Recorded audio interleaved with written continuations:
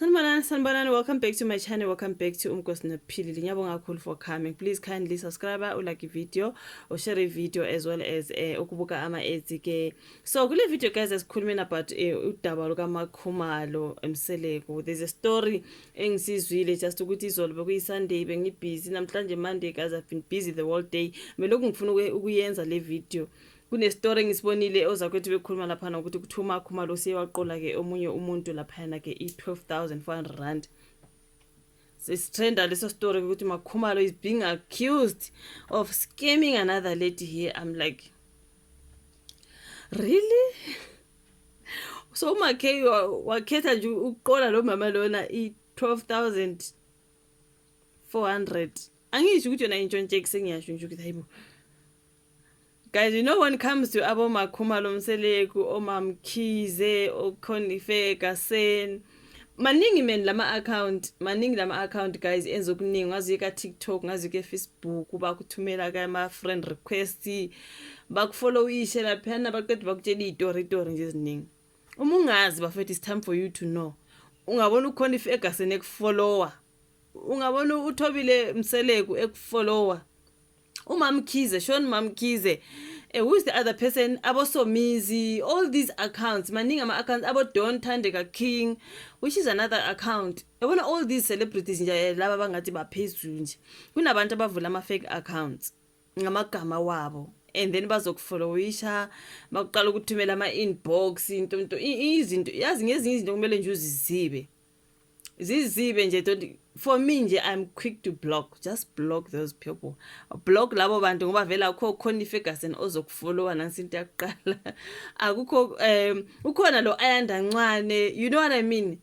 So I'm like, so mangibona lo daba kaThobile Makhumalo aqola umuntu wesimame ikhona into ethe ring kimi ukuthi what if ngempela i-scam? Asazi bengafuni ukuthi ngibe ngathi ngisesayidini lika Makhumalo, you know what I mean?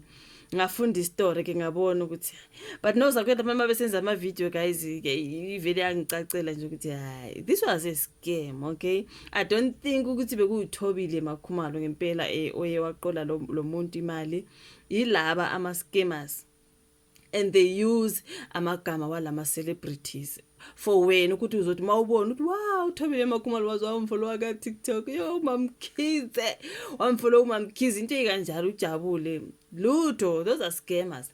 Ngasabaqala ku inbox ususiyo intshontshela ukuthi sebeyoganga ngawe ke manje leka inbox. Nawe uzofollowa phela bazokufollowisha nawe ufollow ubone ukuthi wow ngaze ngakhuluma no who is this Khonifeka Sen. Just imagine.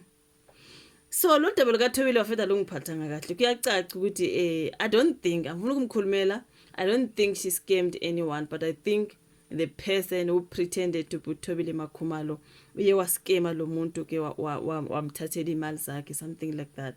So I think lo mama ke seyawavula i-case ivulela bani i-case uyivulela uThobile Mseleko.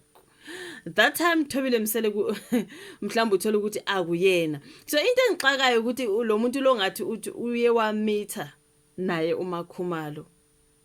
So I'm like, if it's a scam, someone pretended to be Thobile Makhumalo and then went to meet lo mama lo, yena uthe mayimeetha lo Thobile Makhumalo, was it how did this Thobile Makhumalo look? Because umuntu nje sengasigqokela nje makeup or something just to look like Thobile nje akulande nje ukuthi nawe believe ukuthi wow actually I was sitting on that table with Thobile. Uthola ukuthi nje i-makeup yonke le nto i-voice yona beyithini, like i-voice kaMakhumalo yamazi uMakhe, you know what I mean? Like angiqondi everything nje. I'm like sengizobona ngayo le ndaba because do you think it's Thobile Makhumalo? Othando Nesithembu usola ngokuqola imali yokususa inzilo. Othando Nesithembu ukhulunywa ngayo kuThobile Thobile Makhumalo Mseleko. Kuthiwa kusola ngokuqola ke imali yokususa ke inzilo. Ilona daba ke libhalela phana ka Isolezwe. So kuthiwa ke lo wasifazane wasenkandla unkosikazi Thandeka Majozi uvulele usaziwayo woduma kuThando Nesithembu na kwi-Real Housewives of Durban uThobile Makhumalo Mseleko icala lokumqola u-12,400. So ukhulumela amaphoyisa kwaZulu Natal uColonel Robert Nechunda uqinisekisile ukuthi amaphoyisa aseCater Mena aphenya icala lokuqola emva kokuba owesifazane oneminyaka ewu-36 ebike ukuthi uqolwe isamba esingadalulwanga ngomsola amaziyo So udaba lolu lusaphenywa kuphetha kuColonel Nechunda echaza udaba lwakhe unkosikazi Majozi uthe wahlangana noMakhumalo eMgungundlovu ethi eyolungisa udaba lwezimali zikababa wakhe osanda kudlula emhlabeni. So uMakhumalo wathi angakwazi ukungisiza ngemali ngoba unebhizinisi lokuhweba. So wahlangana naye lo Makhumalo straight face to face. Uthi sabe sesihleli ukuhlangana noMakhumalo eGateway eThekwini ngomhla ka12 April ukuze angichazele kabanzi ngebhizinisi ushithi eyiconversation yayisefonini eyinyeke wasekuba nemeeting. Okay? So bahlela ukuthi bazohlangana eGateway ngaseThekwini mhla ka12 April ukuze ke amchazele kabanzi ngalo le business. So uthi kuleyo nhlangano uMakhumalo wangicela imali engango 3000 rands engithembisa ukuthi uzongibuyisela yona ngakusasa isinenzuzo. Kona lapho nje ungabona udemandwa imali kuthiwa izobuya isinenzuzo. Uyazi ukuthi we are scammed. Vele uhlakaniphe whether is Makhumalo whether is Mamkhize mina ngiyasola nje ukuthi bavele bagqoke njengabo Makhumalo Mamkhize bafake nalo makeup nje baziphonze. You know what I mean? I'm doubting it was him, man. But manje ngizibuza ukuthi lapha namabe meter nasekukhulumisaneni kwabo ivoice kaMackay was it really Mackay or an actress? You know what I mean? Umuntu mavele ufuna ukudla imali ebona ukuthi la ngizoyithola imali. Avela azo actor ezinguMakhumalo. Now like ebusweni why like this fake Makhumalo like for me it's a fake Makhumalo man. So unkosikazi Majozi uthi le mali ayicaphuna kweyayizothenga imbuzi yokususa inzilo yokushonelwa nguyise wayifaka kuCapitec ngaphansi kwegama lika Stephen Nkosi. Nazia so mangabe isithobile Makhumalo ngiyacabanga ukuthi ne-account yakhe izobe uThobile Makhumalo Thobile Mseleko or Thobile Khumalo something like that. Why now Stephen Nkosi? Stephen Nkosi is a man. Thobile Makhumalo is a lady. Manje kuthiwa faka imali ke wena ku-account. Suyifaka ku-account kaStephen Nkosi. Yabona kube kuthiwa imali ngayifaka ku-account ethi Musa Mseleko. Bese izothi ngoba umyeni wakho usho i-account vele yavula baba Musa Mseleko, right? And then who the hell is Stephen Nkosi? Who the hell is Stephen Nkosi? uMakhumalo uthi faka imali lana ke izobuyisizele. Kumele uyifake phela ku-account kaThobile. There must be some Thobile somewhere kulelo card, some Seleko something, some Thobile Khumalo something. Why the Stephen Nkosi? Ayibona indaba la ikhona. It's a scam. I doubt it was that Makhumalo ayehleli naye kulela tafula wayifake nje. Bathi yini la mask lawo. Ayenza ufane nomunye umuntu. Khona lokho. There was no Makhumalo Thobile Makhumalo there. Cabanga uthi wayifaka kuCapitec ngaphansi kwegama lika Stephen Nkosi uthe waphinda wathumelela uMakhumalo imali engango 7500. Isamba semali esiyinzuzo engakhonjiswa sona sasifike ku 356000. Uthi uma sengimbuza ngemali yami wathi angithumele enye imali. Imagine you are demanding your money. Kubuye kuthiwe faka enye imali. Make it make sense when hi guys like no man. Uthi mase ngimbuza ngemali yami wathi angithumele enye imali ukuze ke le khona ikwazi ukuphuma. Ukuze le khona ikwazi ukuphuma kumele ufake enye entop guys like you must wake up now.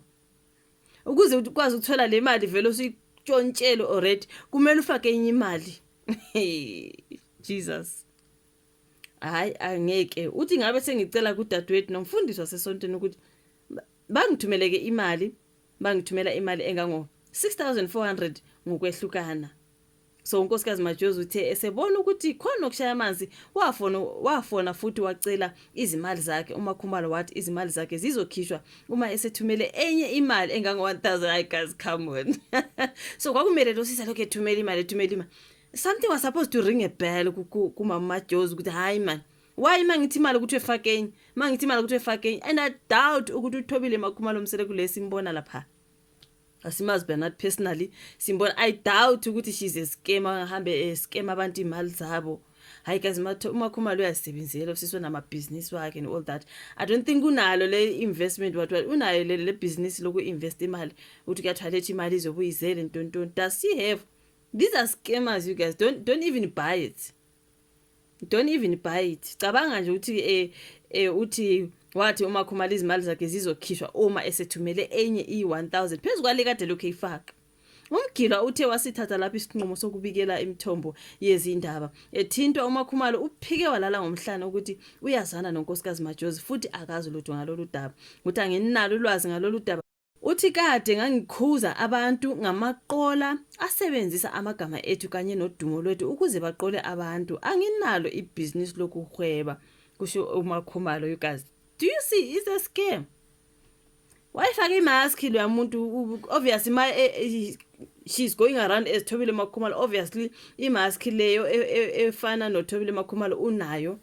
Nalo ngumamkhize imask le efana nomamkhize sebenayo manje kusho ukuthi sekungenye indlela manje ukuthi mangabe uyasola ukuthi it's a scam ukuthi no, let's meet.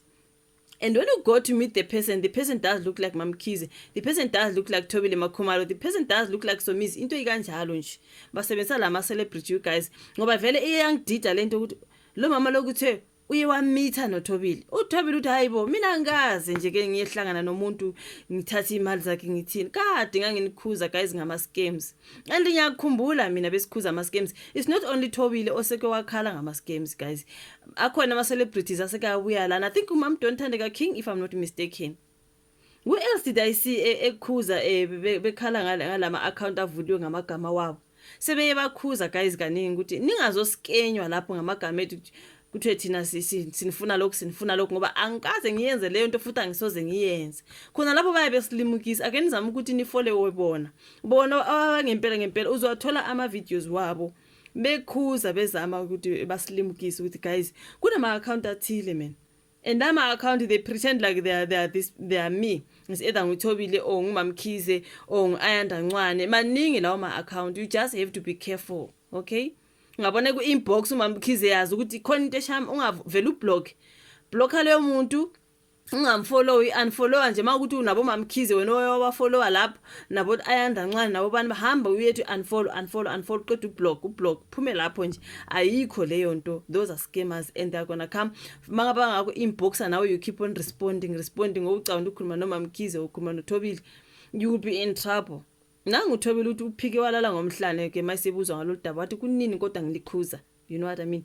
Kunini nginikhuza. So guys, let us just be careful, hey? I think udade lana she was scammed by someone pretending to be Thobile. But anyways, ngoba uye wavula icase into ikanjalo sesiyoza ukuthi udaba lwakhona luhamba kanjani. Thank you so much ukuthi ibuka ivideo, ungakhohlwa ukulike, usubscribe, ushare, siphinde sibonane kwezayo. Bye.